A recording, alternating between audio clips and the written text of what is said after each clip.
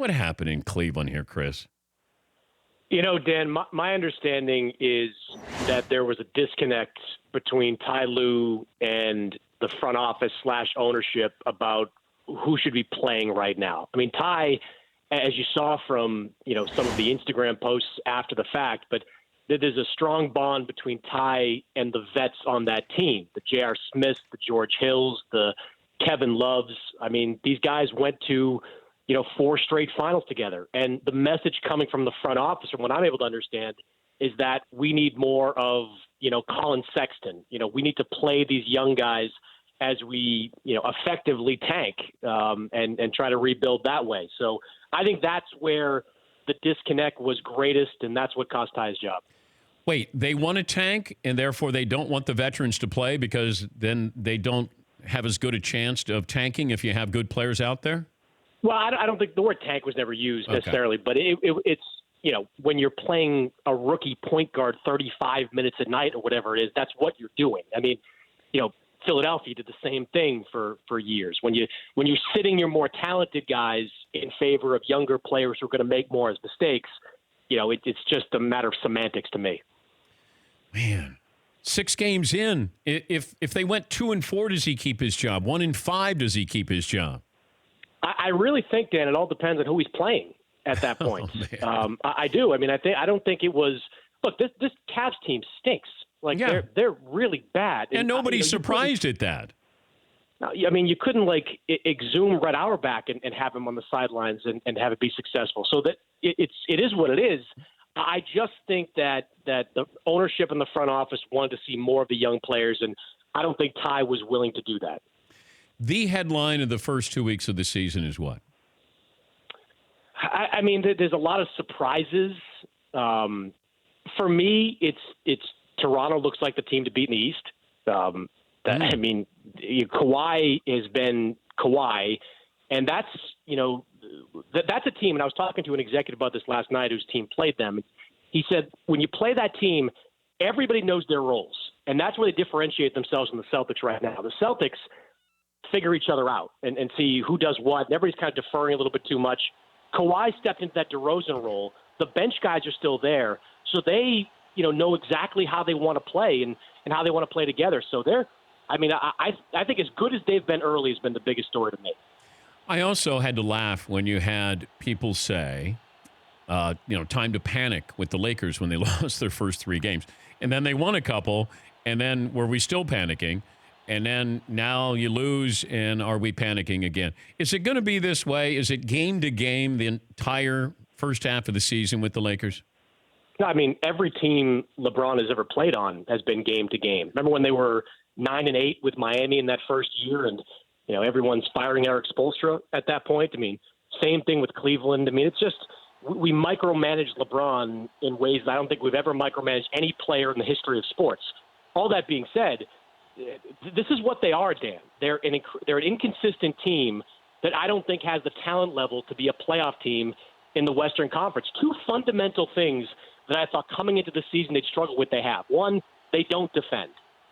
They're trying to mask it with pace. They play the 3rd fastest pace in the NBA and just putting up huge numbers, but they're giving up well over 100 points in every single game that they played in. And I don't look at that team and see a whole bunch of plus defenders out there that are going to make them get better as the season progresses. They're also 25th in the league in three-point shooting, and I don't look around that roster and see a bunch of great three-point shooters that are going to emerge as the season progresses. Certainly LeBron's going to get better than 20%, and Kuzma probably better than 28%, but they're not a great three-point shooting team. And if you don't shoot the three well, they don't defend well, I don't know how you're a playoff team in that conference.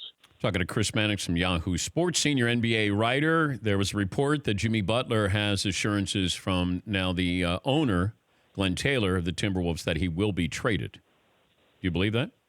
I don't believe anything out of this story anymore. I mean, it's like every day there's a leak coming from Butler's camp that makes it seem like he's out the door. But then you have to go back to one ironclad part of this. That's that Tom Thibodeau doesn't want to trade him. And it may come to kind of a loggerhead with Thibodeau and Glenn Taylor where, Thibodeau will say, we will trade him, but you have to fire me too and get me out the door. Because I don't think Tibbs cares about dysfunction around the team. I don't think he cares about the locker room dynamic or whatever the drama is right now at the moment in Minnesota. He knows that Jimmy Butler is his best two-way player. And if he's going to have any chance at making a run at, say, the second spot in the West, which I think is wide open this year, he's got to have Jimmy Butler on that team. So the report of 4 first-round picks, which is insane in its own way, that's not going to get it done for Tom Thibodeau because you've got to include a starting level player that he can plug into that mix to replace Jimmy Butler. Yeah, I agree because I said, look, if Houston can give up these 4 first-round picks for Jimmy Butler, I'd do that if I'm Houston, but if I wouldn't do it if I'm Minnesota. Oh, come on, Dan. Didn't we go down this rabbit hole once before? With? Like what 4 first-round picks means and how devastating it can be to a franchise? Didn't we do this? It doesn't mean anything. These are picks that are going to be in the mid to late 20s probably, and Houston has Houston has a window here of, 3 years to win a title? Oh, hold on. The Nets said the same thing. I did this story for SI years back, and the Nets said the same thing. Those players were over the hill that the Nets got. No, they weren't. No, I mean, look, after the fact. Oh, come on. Hold on. After the fact, we learned that KG had nothing left.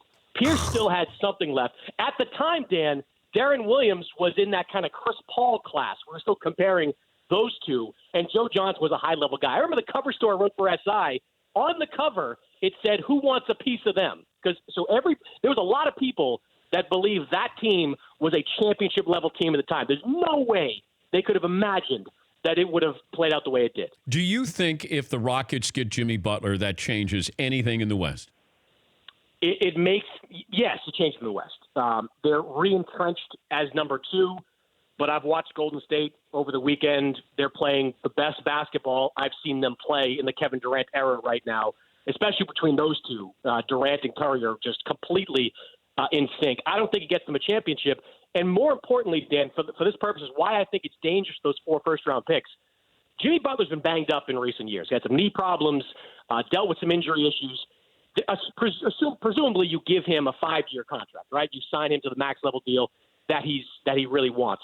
At some point with Jimmy Butler, you're going to be paying for past production. So how many years do you squeak out of a top-level Jimmy Butler, Chris Paul team? Paul's, 33? Jimmy Butler's now going to be in his early 30s. I think you're giving yourself like a 2-year window to win a championship. And after that, all bets are off. So if that 4th pick, Dan, is in like 2022, you think that's going to be a bad pick? I'm not convinced of that. But you're trying to win a championship. This is all about, in the moment, trying to win a championship. I mean, am I talking to Billy King right now? I mean, this is the same thing the Nets did, and I understand what they were doing. Jimmy Butler is far better than any of those Celtics who were dealt, and you know that, and we know that. 100%, but I think you're diminishing what we thought the Nets were at that time. We thought the Nets were a legitimate title contender with that group. And within 2 years, because of injury, because of inconsistency, those picks became disastrous for them. But I know the Rockets are title contenders. I know that. I didn't know that with the Nets. I know that Jimmy Butler can play at a high level, higher than any of those Celtics could. And if you're the Rockets, what do? Just decide this is our roster, and then that's it? That we're not going to try to win a championship here? Well, I mean, it's hindsight, but I wouldn't have made the moves they did in the offseason. I would have paid Trevor Ariza. I agree. You had a team that was up 3-2 going into the Chris Paul injury. I don't know if I would have done that. Now it just seems like these are. I mean, look, if it all depends to me, Dan, on how many years you get out of Jimmy Butler. I mean, if you can get 4 years out of him playing at this Jimmy Butler type level, you take the deal. If it's less than that, if we're dealing with injuries, plus if Chris Paul takes a step back, I think it becomes a pretty risky deal. Remember, you can't. It's not like it's 4 first-round picks in a row, right? You can't do that in the NBA. It's got to be every other year. Yeah. So there could be 2 picks in the 2020s that turn out to be great picks for the Timberwolves. Thank you, Chris. It's great to talk to you. All right, Dan. Let's do it again. That's Chris Mannix, Yahoo Sports senior NBA writer. For more Dan Patrick Show, tune to Audience Channel 239 on DirecTV or download the Dan Patrick Show app.